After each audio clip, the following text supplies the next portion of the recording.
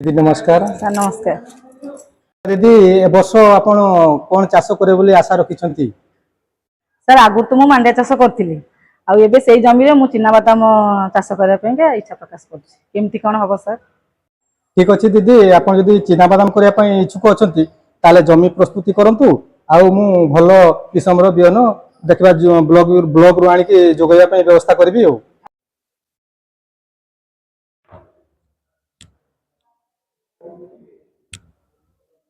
नमस्कार। नमस्कार राम बाबू आ भल छंती? आपण को कोन कोन बादाम आसीछि को को वेराइटी रो आम एरिया रे किंतु जने चासी बाहरी छंती बादाम चाष 2 एकर करिवे। राम बाबू आमर एके 12 आसी जाइए पुणी अच्छे आमर TG 37 को तो एसबू बिहन तांको गीता दीदी को आपण दे पारिबे आ चासी को आपण दे पारिबे।